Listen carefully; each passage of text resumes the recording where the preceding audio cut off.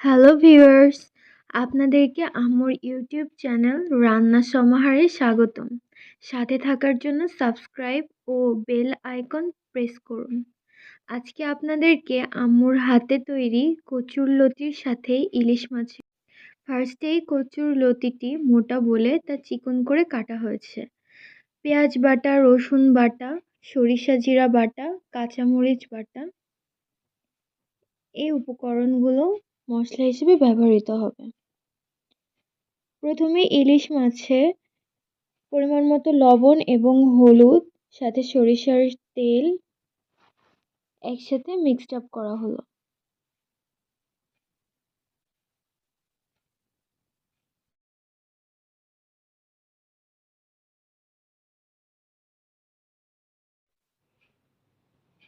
চুলা অন করে ফ্রাই প্যানে সয়াবিন অয়েল দিয়ে তাতে কিছু পরিমাণে সরিষা দেওয়া হলো।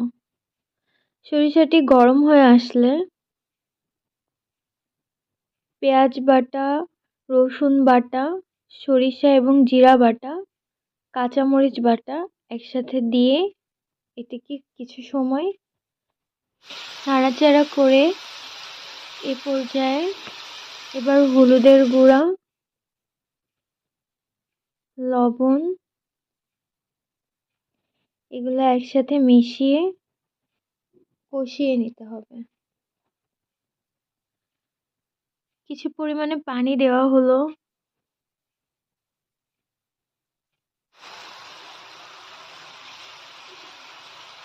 মশলাটি ঘন হয়ে আসলে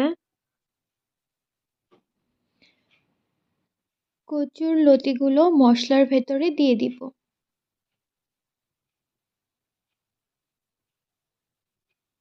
একটু নাড়াচাড়া করে মশলাগুলো কচুর লতির সাথে মিশিয়ে দেওয়া হলো।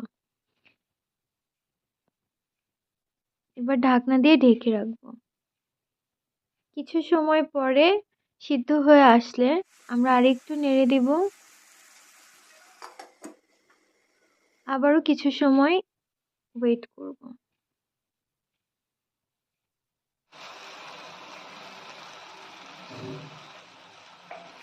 এবার একটু পানি দিয়ে আমরা আবারও কিছু সময়ের জন্য রেস্টে রাখছি।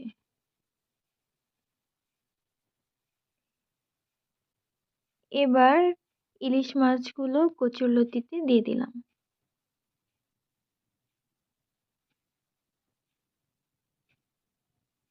কিছু সময় পর ঢাকনাটি উঁচু করে এখন আমরা মাছগুলোকে উল্টিয়ে নিব। পানি অনেকটাই শুকিয়ে ঘন হয়ে এসেছে।